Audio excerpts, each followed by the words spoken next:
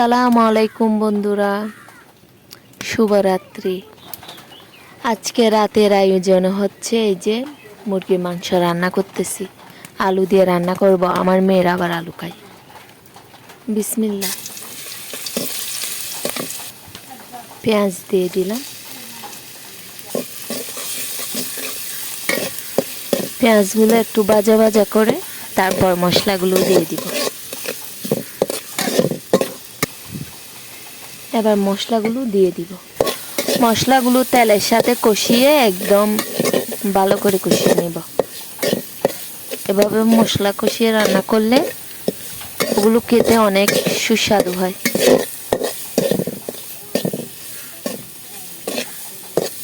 দেখুন, একেবারে তেলের সাথে মিক্স করে ফেলছি।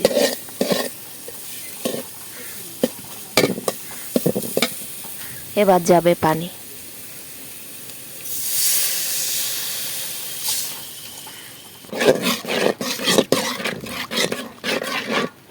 এবার যতক্ষণ না কষানো হবে মশলাগুলো ততক্ষণ ডেকে রাখবো। এই যে মশলাগুলো কষানো শেষ, দেখুন তেলগুলো ছেড়ে দিছে মশলা থেকে। এভাবে ভালো করে যত বেশি মশলা কষাবেন রান্নার স্বাদ দ্বিগুণ হবে। এবার এখানে দিব আলু। এই যে আলু, আমি বাচ্চাদের সাথে আমিও কিন্তু পছন্দ করি। মাংসের আলুগুলোর স্বাদ দ্বিগুণ, আমার খুব ভালো লাগে। আলুগুলো ভালো করে মশলা মাখিয়ে নিব। এভাবে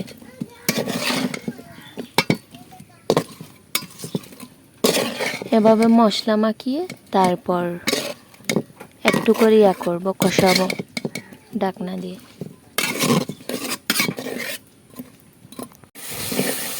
এই যে আলু কষানো শেষ, এবার মুরগিগুলো দিয়ে দিব। এই যে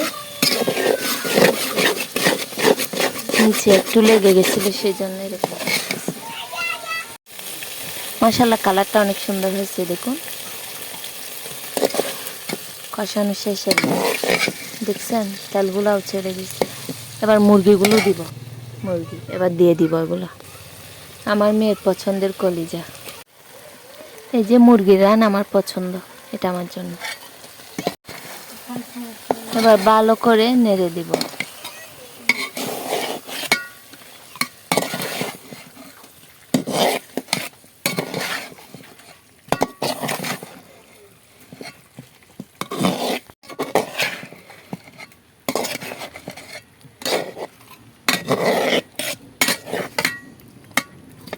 একটু করে কষিয়ে তারপর পানি দিয়ে দিব। এই যে মুরগিগুলো কষানো শেষ, এবার এখানে পানি দিয়ে দিব।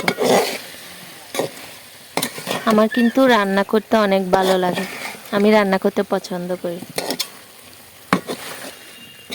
নিজে রান্না করে সবাইকে খাওয়াতে অনেক বেশি ভালোবাসি।